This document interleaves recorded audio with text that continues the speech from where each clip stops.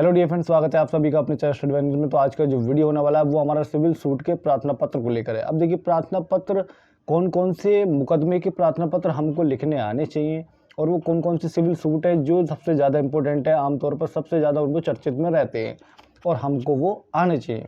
तो देखिए, अब कुछ सामान्य लोग सोचेंगे कि ये चीज़ तो एक वकील साहब जानेंगे, ठीक है, एडवोकेट ही जान सकते हैं और वही हमें बताएंगे कि वकील साहब डिग्री करे हुए हैं, ये वो। देखिए, मैं मानता हूँ वो एक डिग्री, डबल डिग्री होते हैं, वो आपसे ज़्यादा क्वालिफाइड हैं, वो इस चीज़ की पढ़ाई करते हैं। लेकिन एक चीज़ और है कि एक सामान्य आदमी इस चीज़ को सोचता है, अगर आप, मैं आप बता दूं, अगर आप थोड़े भी पढ़े लिखे हैं, आप लिखना जानते हैं और पढ़ना जानते हैं, तो ये चीज़ आप खुद से भी कर सकते हैं।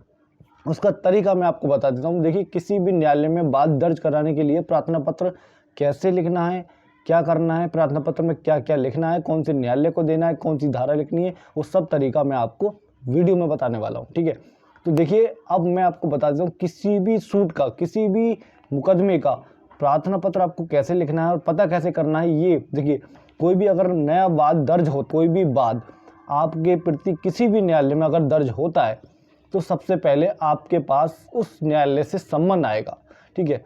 उस सम्मन के ज़रिए आप उस न्यायालय का पता कर पाओगे जिस न्यायालय में आपके प्रति वाद दर्ज हुआ है, ठीक। अब उसमें किस किस को पक्षकार बनाया, ये वो, धारा कौन सी है, क्या है, वो सब आपको न्यायालय से पता चलेगा, ठीक है। तो आपको क्या करना है, उस सम्मन को रिसीव कर लेना है। आपत्ति है तो आप न्यायालय जाएं और जाकर आप पेशकार साहब से ठीक है, उस न्यायालय के पेशकार से आपको वाद संख्या और वादी प्रतिवादी के नाम बताने हैं, जिससे कि वह उस फाइल को ढूंढ सकें और ढूंढ कर आपको वो फाइल देख लेनी है। अब आपको वहाँ थोड़ी सी चालाकी करनी है, क्या कि किसके नाम लिखे हैं, किसको सहखातेदार बनाया है, वादी कौन है, प्रतिवादी कौन है, सबको उस फाइल में देखने को मिलेगा, ठीक है। तो आपको अगर थोड़ा बहुत भी लिखना और पढ़ना आता है तो आप उस चीज़ को अपने उस पर नोट कर सकते हैं, ठीक है। एक ब्लैंक पेपर लेकर आप उसको नोट करके ले सकते हैं। खुद से ही हैंडल करना है तो न्यायालय के समक्ष पेश हो और पेश होकर उसकी कॉपी रिसीव कर लें, ठीक है।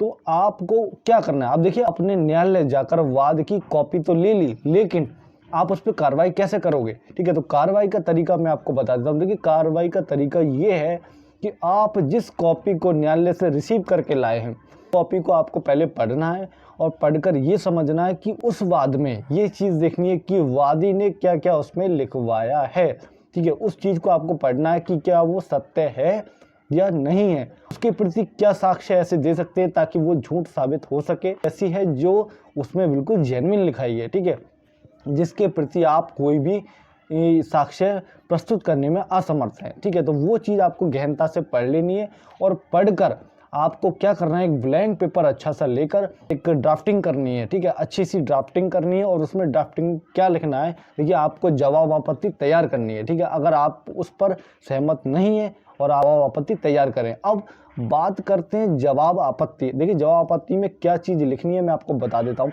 देखिए, जिस बात की कॉपी आप न्यायालय से रिसीव करके लाए हैं, कुछ झूठ साबित करने के लिए अपने कोई भी साक्ष्य दे सकते हैं। क्या लिखना है, देखिए, अपने जवाब में वो चीज़ लिखनी है जो उस व्यक्ति ने झूठ लिखवाई है और आप उस चीज़ को पेश कर सकते हैं न्यायालय में। किसी भी बात पर अगर आप फंस जाते हैं तो आप उसको कैसे हैंडल करेंगे, वो यही प्रार्थना पत्र होता है हमारा, स्टेप प्रार्थना पत्र। देखिए, कुछ चीज़ें ऐसी होती हैं कि जिसका नाम हम पढ़ तो लेते हैं लेकिन हमें पता नहीं होता है कि ये चीज़ आखिर है क्या, ठीक है। तो उसको हम न्यायालय के थ्रू जानेंगे। अगर हमें फिर भी नहीं मिल रहा है तो हमारे पास, देखिए, यूट्यूब पर, गूगल पर सब कुछ सॉल्यूशन है, ठीक है। लेकिन उसके लिए क्या है, आप थोड़े शिक्षित होने ज़रूरी हैं, जिससे कि आप थोड़ा बहुत डिजिटल प्रक्रिया भी जानते हों, ठीक।